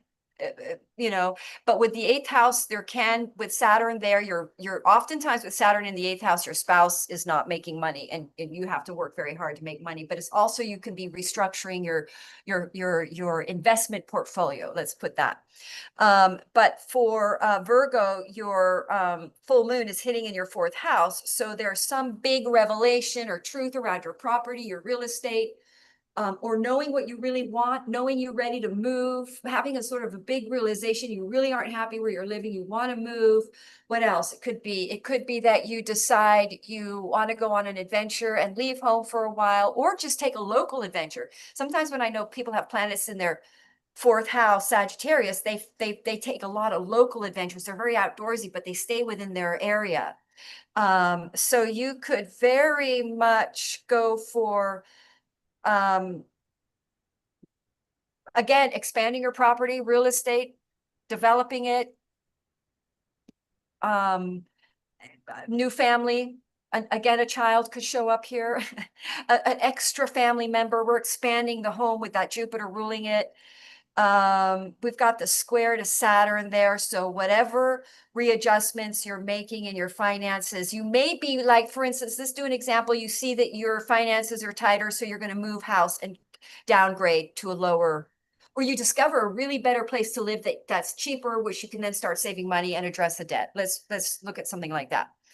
But there is some sort of shifting in your destiny around this full moon and property related. And then perhaps you decide to travel for a while with Venus there in your ninth house in Taurus, which is in a really good energy and auspicious, vibes very much. And then with that Mars in your 12th house again of travel. So you may suddenly travel because it's making a square to that. You suddenly leave home and move and decide to go travel for a while, or you refinance your property, sell it, that kind of a thing. You could sell a property in these energies. Um, What about buying a property? Yeah. yep, you could buy property. Yep, yep. Hmm. And with Saturn, with Jupiter in your 11th house in the sign of Cancer, you're really good luck. That's a really good year where you're making really good connections with people that do advance you financially or that do bring you auspicious opportunities. Word of mouth connections that really work wonderful and help expand your dharma and your purpose of humanitarianism, whatever that is, because it's in your 11th house. So yeah, your destiny is tilting around this full moon. You have the South Node in your first house, so you're letting go of an old version of you completely, an old fussy version of you, or controlling version of you, or critical, or something is releasing. You're releasing that. The full moon is squaring the South Node in your first house. So this full moon reveals something about your family too, maybe that makes you want to leave or let go of, or you realize some sort of pattern in your ancestry that you then see in yourself that you then let go of. But something changes about who you are in all of this, which then changes your destiny. But also with the North Node in your 7th house, you're rediscovering your destiny and who it involves. What person is that going to be with? There. Well, we have the nasturtium for Virgo. Oh. And what struck me so much about this, and this was kind of perplexing me, I was like, what is the nasturtium telling us? Because it wasn't totally fitting in with what you were saying. However, what I think it's reminding Virgos of is that there's some change that's going to potentially happen. They're creating something. We have this like beautiful orange flower. They're creating something. They're creating maybe like a new home environment, something that might cause them at first a little bit of discomfort, but then it brings in this sense of joy. And that's really to me kind of what this Sagittarius moon is inviting us to lean more into. You know, even with the joy juice, it's really bringing us into a place of bringing in more joy. And the nasturtium also was like spice up your life. So maybe I kind of take this also as a maybe a leap of faith, or maybe making a choice or a decision around a home that feels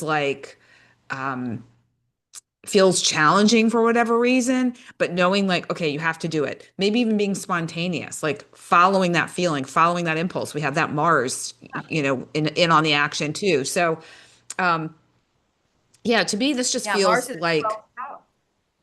yeah, creativity, um, like creation power, not like necessarily creative and power is what they have to work with, which is pretty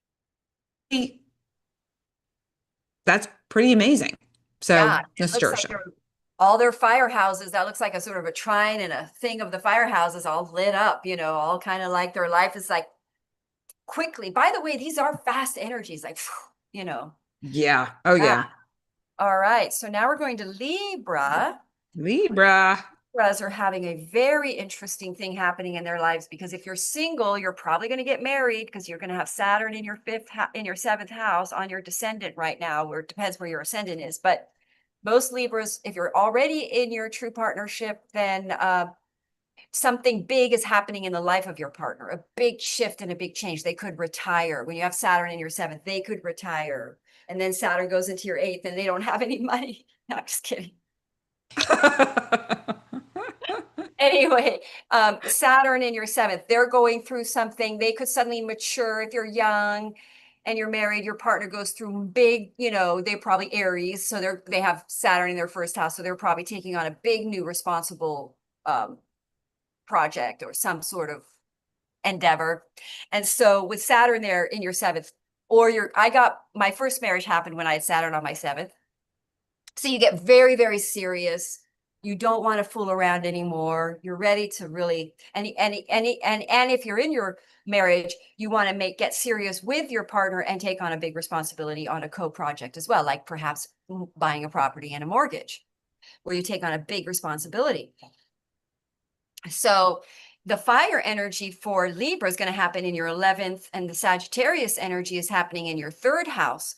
So full moons in I know a Libra rising who's had in a full moon, they have their moon in Sagittarius in their 3rd house, and they've had 2 people pass away 2 years in consecutive. One was their sister and the other one was a friend on a full moon. Siblings, 3rd house. and neighbors and good friends that are around you on a day-to-day. He was like a neighbor friend. So full moons can bring in the 8th or in the 3rd somebody around you, close passes. But or you suddenly discover what neighborhood you do want to live in, where you do want to be. You move on this full moon and you choose a new location, a new neighborhood, relocate energies. But what else? Sagittarius, you have a big realization about who your true tribes are and your relationships are, because you've got Mars in Leo. So some sort of creative, fun project involving your tribe and involving your neighborhood or your siblings or people that are around you. And this coexists. So it's basically your relationship Saturn in your 7th puts you on some sort of path that involves you more in community, creative projects. So it's like some sort of new thing you do with your spouse, or whatever the Saturn in your 7th is creating is also causing more interaction, more fun exposure in your community.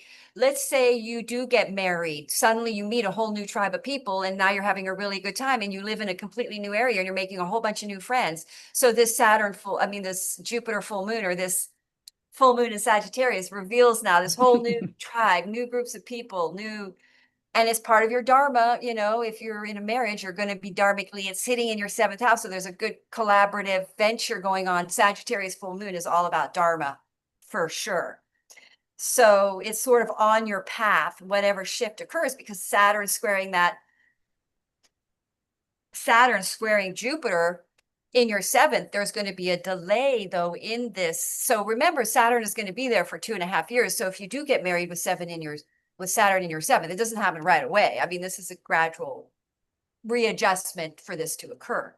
So with Jupiter there in your 3rd house, writing projects with a collaborative partner, signing contracts, that's very 7th house, 3rd house, signing contracts. What else? Communication, writing, emails, busy, discovering you want to do a writing project with a spouse. I think that's all for now.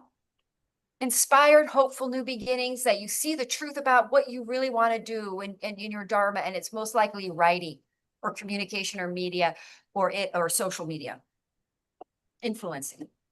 Well, we have the Euphrasia Wow. for Libra, and this kind of reminds me of kind of putting yourself out there a little bit, and communicating with not just yourself, like more Right. people. Maybe not a huge group, but you're putting yourself out there a bit more. And so if you've been feeling indecisive about maybe a writing project, or working on something where you are sharing your wisdom with people. Yeah. Get out of self-doubt, because Euphrasia is here to say, go for it, trust yourself, act without hesitation, and be decisive. Like really follow your intuitive knowing and make the decision to get what you are creating out into the world.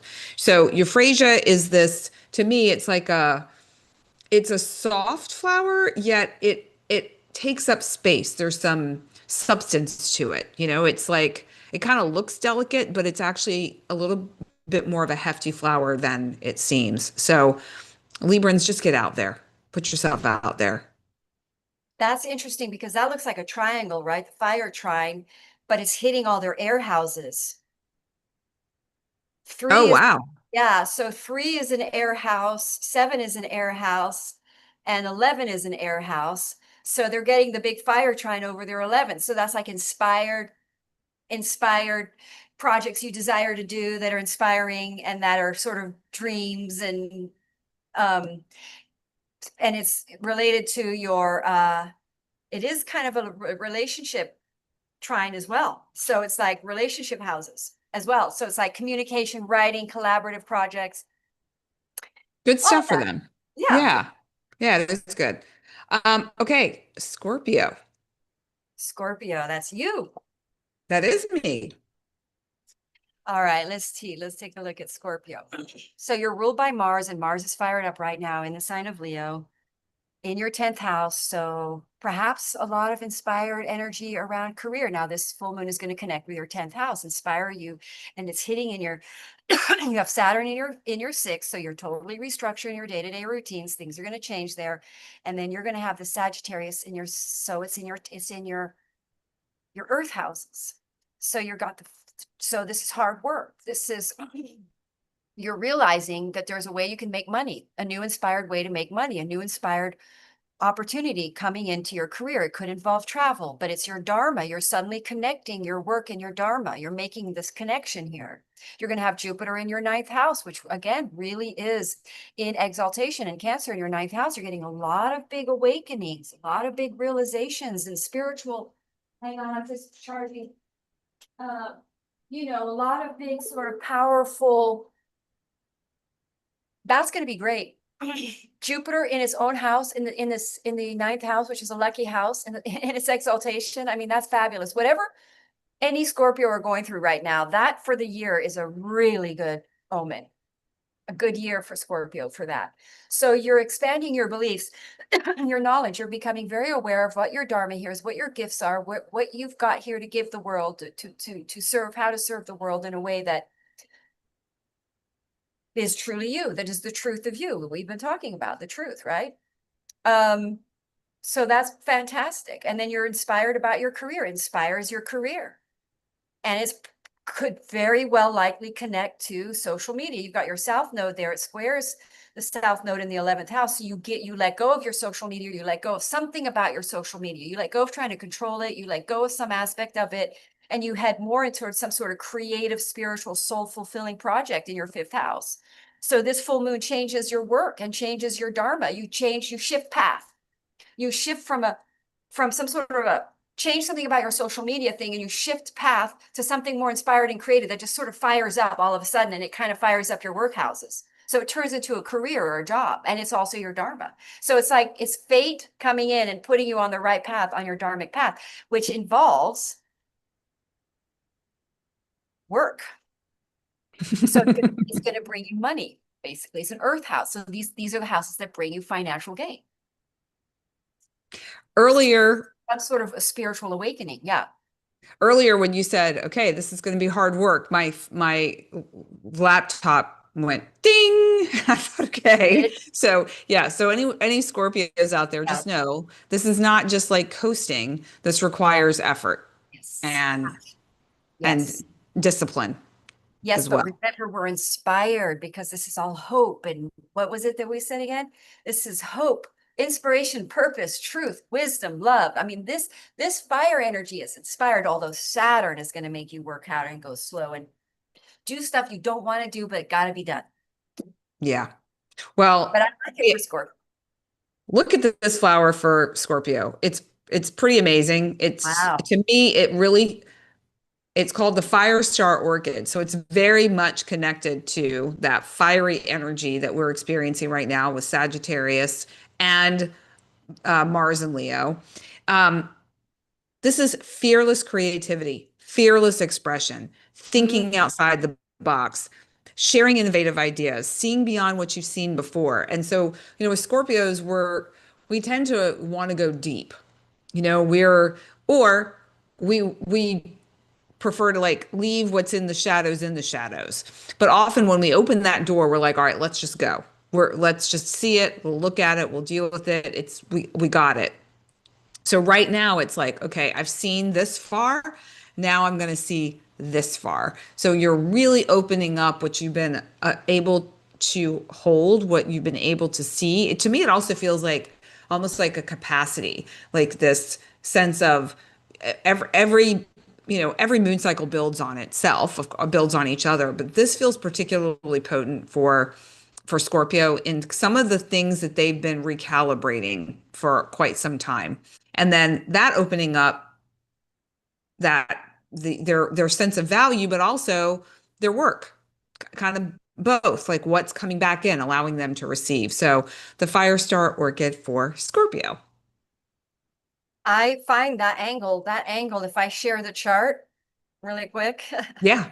I don't know if anybody sort of looks at it the way I do, but see how So if you look at those flowers, the way they're angled, and then you look at the 6th house to the 10th, it's making the exact same angle. And then it hits Oh, that, kind of hits the 9th house. It's just kind of the same angle, right? So that to me shows that this is going to light up your 10th house, which is your wow. career. And it's going to create a really nice, beautiful trine to your 10th. So this is really blessing career and work in a nice way for Scorpio. Yeah, that's cool. I'm glad you shared that, Madeline. Yeah, That's really because don't neat. forget Mars rules Scorpio. So if you really focus more on what Mars is doing in this transit, that's going to tell you it's your 10th house. Yeah, good point. That is true. Okay, Sagittarius.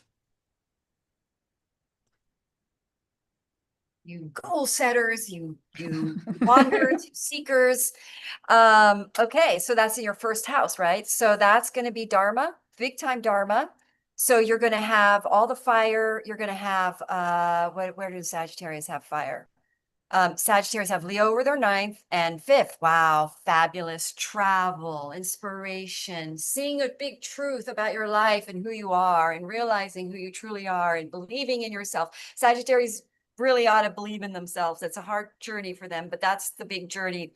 And discovery of something about your soul that liberates you, that makes you want to be bold and take new beginnings and take new action. You're going to have Jupiter's your ruling planet. It's going to be an exaltation. So it's like some sort of, and that's going to be in your 8th house. So some sort of financial abundance comes in. Beautiful for Saggies. But with this trine to your fire houses, we're looking at again, these are the Dharma houses. So this is a big Dharmic full moon for Saggies, which means they really step in boldly with Leo there in their 9th house. They take bold strides to step into their calling and go forward with sort of courageous boldness. And they've got Saturn in their 5th. So you're having to work hard around a creative project. Perhaps a creative project comes in, you have to work really, really hard. If I use a Sagittarius musician, let's say you get a gig, you get a nice paying job to perform, you got to work your butt off, with that Saturn in your 5th. Or you work very hard. You're a woman, you have a baby, and you're working very hard raising a baby and working or something like that. But you're getting a beautiful creator.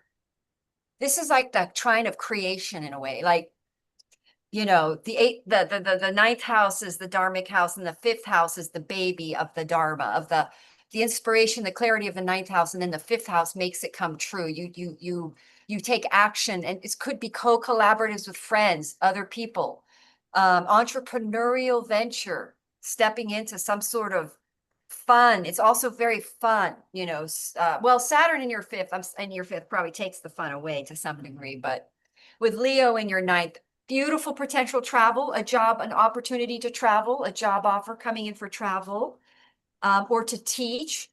Leo is very much a teacher. So Leo over your 9th, a lot of Sagittarius are probably teachers with Leo over their 9th. So you suddenly are promoted to a higher teaching job. That is much more your dharma. Travel, of course, as I mentioned. And perhaps a relationship comes in because of that 5th house Saturn. That turns very serious. A friendship turns very serious. At travel journeys, new learnings about philosophy, spirituality, big opening, fun learning about astrology with Leo there, maybe. All right. Well, this card took a while to come out. I don't know if you saw me shuffling there for a while. I was thinking, holy cow, Madeline's going to be done and I'm still going to be shuffling because this card just wants to take its time. But finally, we got the trumpet vine for Sagittarius. And so if you think about I remember there's like a megaphone or something like you can speak through it and it really enhances and really throws your voice out farther. This is kind of what is happening for Sagittarius. This relates to dissolving those blockages of like self-limiting beliefs that they may have around their abilities and who they are, and that enhances their comfort of being seen. So you'll feel much more comfortable in people actually seeing who you are. This is the first house. You're changing who you are, feeling more comfortable in who you are, being able to speak more freely about what's inside of you, what you stand for, gives you the courage to have maybe some challenging conversations. So there is a really supportive energy for Sagittarians during this upcoming moon cycle with the trumpet vine when it comes to communication, connection, not just with themselves, not just with others, but with themselves too. Yes. Yep. That reminds me, these are the Kendra houses, which is the cardinal houses, and that's the four cardinal points. And Uh, the first cardinal, right? And then the 10th house. So it's going to change their whole life. So when you see, because when you have a cardinal full moon, it shifts all your four positions, and you yeah. feel when you have cardinal full moons, you feel them, which means it hits your ascendant, it changes your relationship, it changes your job, it changes where you live, and it changes your identity. Yeah. It's big. I mean, it's definitely a That life is, altering yeah. Well, situation. it's a squaring the nose, which is going to amplify the destiny tilting aspect of this full moon. Hmm. All right. Capricorn. That's another good title. Destiny tilting full moon. Destiny, sorry, tilting full moon. You should see me trying to title my video. I sit here forever. I'm like, all right. I know I know they're tough. I have the same problem with my emails. It's like, what is the subject line going to be? Yeah.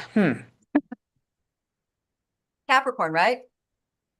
So your ruling planet is in Aries. I wonder what Capricorns are going through. You know one. So they must be feeling pretty charged up and like, I don't know. I mean, I would say I would say the Capricorns in my world are not feeling charged. They're feeling exhausted. Actually, the opposite. They're feeling kind of worn out, frustrated. a little frustrated. Um, like, you know, I think, well, I mean, I have a number of Capricorns in my life, and so they're all kind of going through different things, but they're going through different things yet similar, but for different reasons. So there's like this energy of it's like almost like they want something different, yet it's Mhm. not, and they're taking some action, but it's not really happening for them the Mhm. way they want or in the time that Ah, they want. okay, that's They're interesting. tired, they're tired, and there's I wonder if they feel like heavy. I'll speak. Yeah, go ahead. Sorry. I'll speak for Misha. Like Misha's been very, very busy work-wise, but he's also tired and I feel like drained. And there's been like these little fires he has to put out around him that it just kind of makes you go, okay, what am I doing this for? Like is this really it? So it kind of makes you reassess. Right. So I mean, and that's 12th house too, which is what this is, right? For what? Capricorn? Yeah, right, right. Full Yeah. moon in the 12th house. Yes, for Capricorn. Yeah. So for you guys, that could be travel, right? On a challenging level, a full moon in the 12th house in Sagittarius can really reveal a faulty belief, something that was an illusional, delusional belief. You have a bit of a, what do you call it? An existential spiritual crisis. Something you thought was true isn't true. And it's a really big shakeup. It's like, gosh, like discovering the earth is flat. You're all your life, you thought the earth was round. And now you're like, oh my God, no, the earth is really flat. That kind of a big shake. So you suddenly have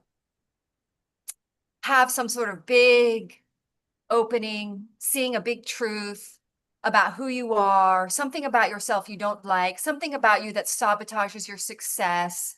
Somehow you don't believe, come into this earth with Saturn, with Sagittarius over your 12th. You don't believe in yourself. So you're coming into this earth to sort of step into the warrior and centaur, to become more of a centaur.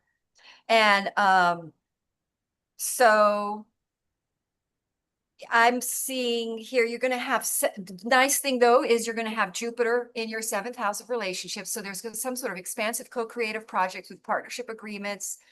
A lot of new friends. If you're single, you could, and you're a girl, that could be your husband. I've done readings for people with Jupiter on their descendant and they get hooked up.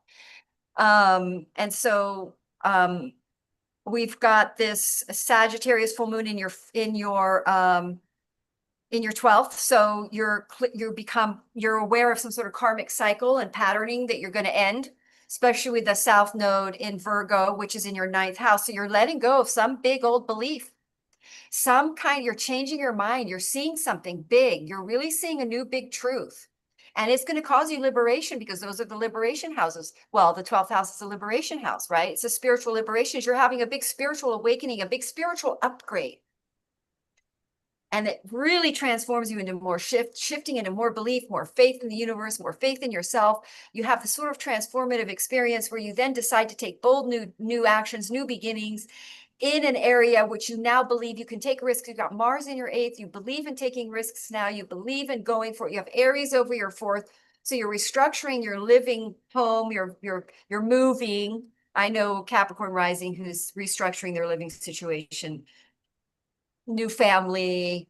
I had Saturn in my 4th actually Saturn in my 4th was a bit of a tough time. I was going through a separation and I was having to pay for the mortgage myself and I hadn't worked. So I wasn't sure how I was going to pay the mortgage and I was struggling to pay the mortgage. So I was like grasping for money to pay the mortgage. So that was a challenging thing. I did it, but anyway, maybe you take a risk and you decide to take on a mortgage and you buy a property and it is a bit of a stretch, but you do it. It works because you're going to have Jupiter in Cancer, and everybody's going to do better with Jupiter in Cancer. We're supposed to have faith with Jupiter in Cancer. It's okay to take risks. Spend some money with Jupiter in Cancer. Yeah, buying a property could happen. My ex-husband, I think, is moving. He's Capricorn rising. Jupiter opposite your descendant, on your descendant. You could also really step into a very dharmic co-collaborative with your spouse, your partner, or join in a partnership agreement with someone, a business partner. And then you're going to have Leo over that 8th with Mars there. So you are taking a bit of action, inspired action to either clear debt. I know my ex-husband is paying off a tax debt regularly, taking care of that. So Mars in the 8th. So I think that about says it for now. Well, so Capricorns, here you go. We've got the gardenia. I love this flower. And I love this particular card. Just something about looking at this flower is soothing to me. Maybe it's just me, but this reminds you to shift your perception, to transform your weaknesses into strengths. So what you've been seeing lately, where things haven't been kind of going the way you wanted, or you're feeling kind of worn down, it's time to maybe reassess, shift your perception of what's going on, seeing the shadow part of you in more of a positive light, a brighter light. And then this is, I think, the key. Embrace all aspects of yourself as beautiful. All of you, all of you. And that to me is very 12th house. It's like take all of the lessons, all of the parts of yourself, all the things that you've seen, all the good stuff, the not so good stuff, the shiny, the not so shiny, and love all of it. And that's the invitation with gardenia and this full moon. Did I talk about the karma clearing aspect of this full moon for Capricorn? Because that looks like a karma purified card, like It karma. really does. It Yeah. really, really does. Yeah. So that would be a really great sign for Capricorn. I think Capricorn are going to have I love this full moon for everybody, but I like it a lot for Capricorn with that. I think they really do come out and shine. And they're ruled by Saturn, right? And Saturn and squares on the whole, Saturn is turning you through pressure into a diamond. So that card was sort of like, as a result of Capricorn, your ruling planet, is going to put you through some sort of stressor that turns you into a diamond. But I'm going to say that I think you've already been through a lot. Capricorn have already been through a lot with Pluto there. So I think this shows the diamond that you've become. I'm going to go with that. Yeah. Nice. Well, I like to go the side of positivity. We had Marita on there. Hi, She was saying she's a Capricorn rising and a Taurus sun. And I asked her if, this was for her. If she had any questions about it. She hasn't chimed back in, but thanks for being here, Marita. Okay. Aquarius? We love it. Aquarius. Ready? Aquarius. Let me just get you guys on the ascendant here. Aquarius on the ascendant puts this full moon, this fire trine in your 7th and your 11th. Ooh, nice, nice, nice. 11th house full moon in Sagittarius. Now, where is the oh, okay, Jupiter in your 6th. I like that. Jupiter in the 6th can be challenging, you know. It can expand because Jupiter expands everywhere that it goes. And sometimes it can expand, like for instance, if you have a health issue, it can expand the health issue and make it bigger, especially if it's in your 6th house. You can overdo things with the Jupiter transit and you pull your back out. You get too overzealous. Think of a big giant bazooka of energy coming in. And with a Sagittarius full moon, you don't want to try too hard. You don't want to push anything. It's already got a lot of energy. It's already doing that. So for you Aquarians, this is hitting in your 11th house. Some big dream, some big long-term goal comes true, something you've been working on, some sort of, I mean, you know, a dream opportunity comes in that you've been working towards, or you meet a new tribe person, you discover your true tribe, and you have come into some sort of collaborative venture. Your social media platform takes off, or you suddenly realize you want to do this. You've got a good thing to start posting, or you got some sort of truth you want to post on social media. You want to get out there and tell the world some sort of truth. Like the world is flat. Just kidding. My teacher is a big flat earther. I've been studying flat earth. I find it very fascinating. So anyway, so yeah, some sort of big new venture that puts you out into the public, that puts you out more seen, some sort of dharmic path that puts you more into the 11th house is Aquarius. And the Aquarius is about humanitarianism. So it's like the mixture of your dharma and your humanitarian mission that you were born for, where you're probably a 144 light worker. You're probably one of the light workers here to bring us into the light.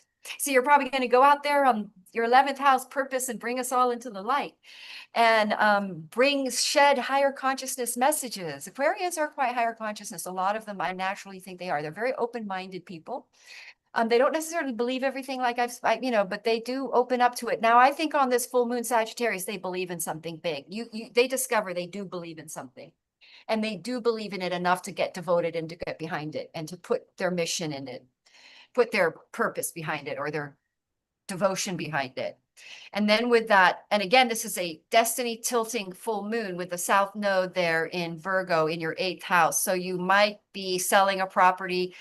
Where's the north node? There's some sort of financial shift that's occurring because it's squaring your financial houses. So maybe you have a windfall and you pay off a debt, you pay off a property. Somebody offers to buy a property for a lot of money. Or you get some sort of funding. I had a financial breakthrough with an 11th and 8th house transit. I ended a mortgage debt. I sold something, and it paid off. And so some sort of lucky strike. This is very much a lucky strike full moon for Aquarians, where they are somehow set forward and some sort of dream comes true, and financially shifting to a very some sort of dream comes true that stabilizes their finances, shifts their destiny through stabilizing their finances. I hope that's clear. I feel like I'm giving a word salad. Well, but here's the thing. What I find is that there's going to be something that you say that's going to connect with someone else. They're going to hear something and it's going to be Yeah. like, yes, yes, okay, that's for me. Okay, so we have red clover for Aquarius. And to me, this looks like this is 11th house, Well, you that's know, so social. Yes. very Very social, 11. very. And that's And then purple, which is Jupiter. the other piece of Ready and this message. Yeah, go ahead. is that, you know, everything that you were saying to me, it's talking about the invincibility of them. So right now, that's kind of where they are. They're like Mm. they're invincible, they have empathy, they're able to like really feel what other people are going through, but not take it on as their own, show up in a different way within their friend groups, and have compassion, like a really strong, fierce compassion.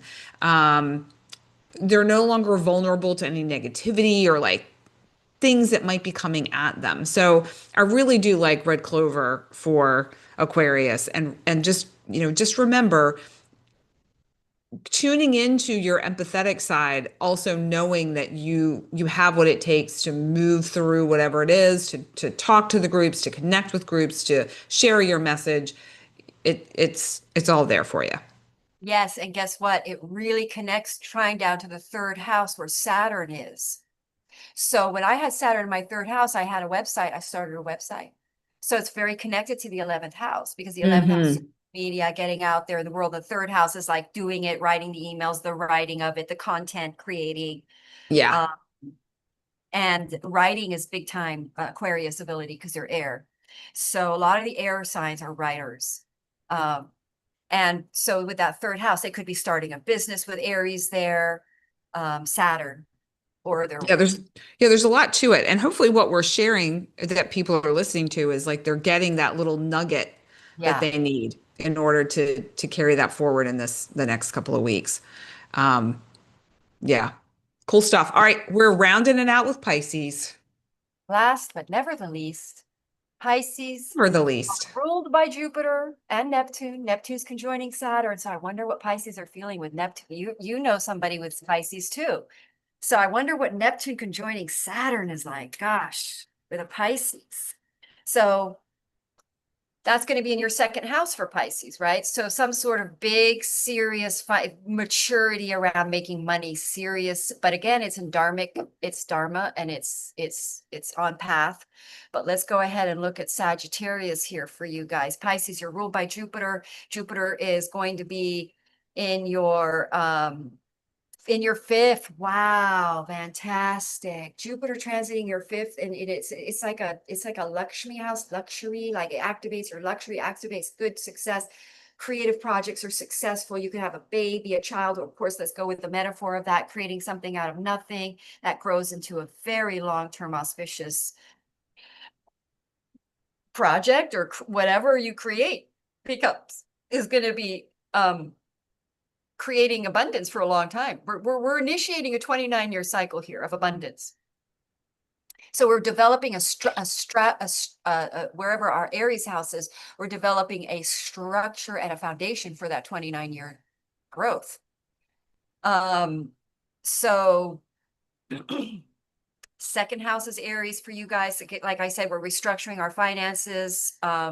Then we've got this full moon in a Saggy. Where's the Saggy house for Pisces? Saggy is the 10th house, And right?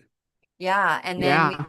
Leo over the 6th. So we're activating work houses. Oh, wow. So this full moon is putting you onto a very blessed income path where you're really making money. This is a big revelation about what your career is, what your true career is. What is the true path for you as far as your career? And this is Dharma. And most your fire Jupiter ruled people are dharmic people. They have to be on their dharmic path or they're miserable. They tend to be driven naturally towards their dharmic path. You can't stop them. They really are. My son is like that. My Sagittarius son. He will starve rather than go get a job. He's on his dharmic path. He will die on his dharmic path. That's Mm. Sagittarius. That's your ruled by Dharma, right? So Pisces see some sort of financial resolve, financial upgrade, financial happenings, because these are the fires over the earth signs. So the earth are going to produce, this fire is going to produce these inspiring new beginnings, courageous, bold actions, taking you forward onto a new career path that lasts you a good long time. Again, this is inspiring you. It feels right. It's in alignment. And again, it's course correcting. It's changing something. You have to let go of Virgo area. Where's that Virgo in the south?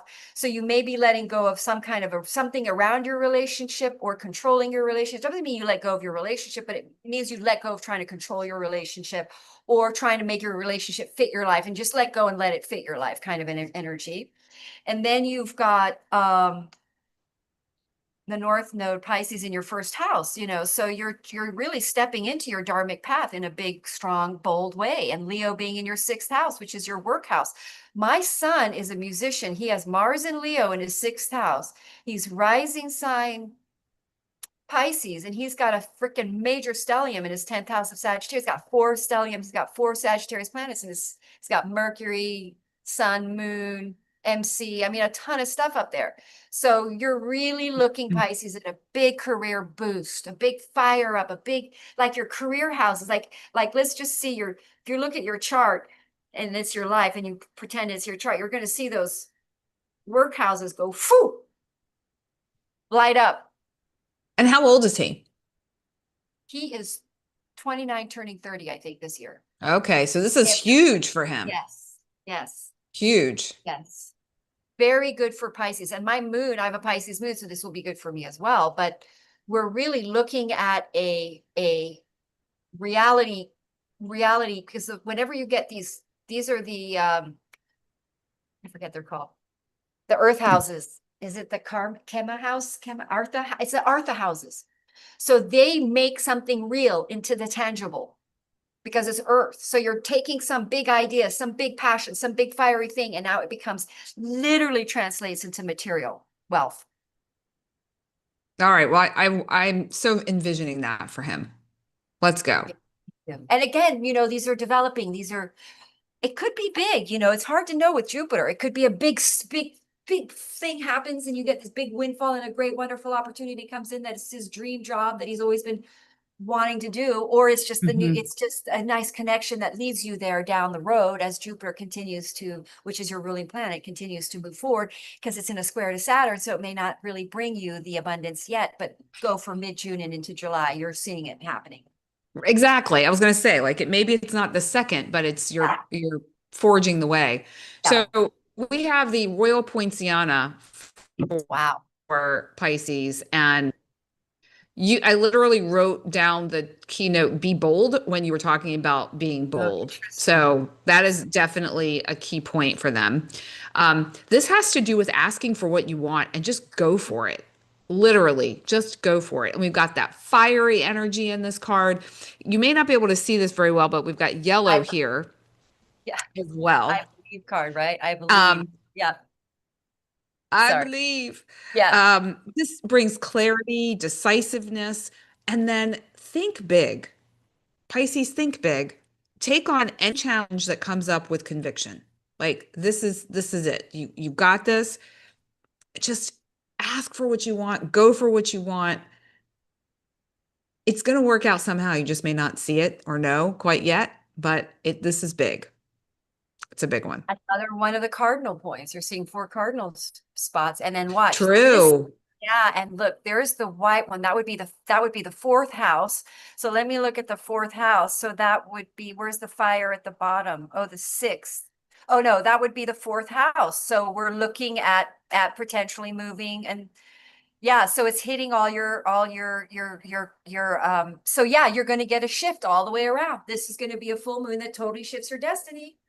Career, relationships change the shape, and then living situation changes, and who you are as an identity changes.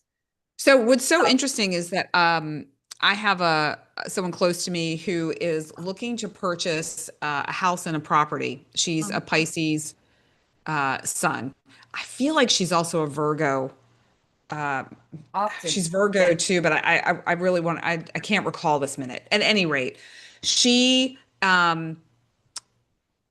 she's making a decision. She's made it by now. She had to make it by 5 o'clock today, Oh, Eastern, wow. whether she was going to go for this property. It's a huge risk financially. All these other pieces have to fall into place for it, but it would be really big for her husband, for their daughter, and for their future. So when I see the 10th house here, I feel like there's some energy that's supportive of this deal actually coming into fruition. Yeah. And the fact is that she really did have to be bold and ask for what she wanted Mm. and really literally just go for it while being terrified at the same time. So Yeah. I think, Interesting. Pisces are really being called to step into their Yeah. their And, dharma. and that Leo is in their sixth house. So that's like busy, stressful, Yeah. Yeah. kind of, She's definitely been feeling that. So yeah. I guess, So yeah, yeah, as we wrap that's up it. here, it's a fiery moon cycle, Yep. and people will come out on the other side of this with some really, I feel like some insights on themselves, on how they're engaging with their life and the world around them, which is every moon cycle. But this one to me also feels like it's taking some of that thought energy from Gemini, bringing it into a form of action that's leading you to your purpose in a way that you haven't before. Some may feel uncomfortable with it, some may feel confident and ready to go. But either way, you're being tilted to where you are destined to go. Yes, because this full moon is a macro full moon, which means it shows you the bigger truth, and you can't make big decisions unless you know the truth. So when you see the big picture, you're able to see the whole story, which then enables you to make a decision, an informed Mhm. decision that impacts your whole Yeah. life. You're looking at the whole story here. So, and that's what this full moon does. It reveals a truth of your dharma, who you are, which then enables you to make a new choice that tilts your destiny based on the truth of who you now have discovered yourself to be. There you go. Oh, there we go. All right, everyone. So we thank you for joining us. Let me go back and make sure there's no questions or Questions? comments over there. Okay, Marita said thank you. It does resonate. I feel a bit stuck, but hopefully things are going to get better. Yeah, Yeah. you'll notice things are going to shift and change as time goes on.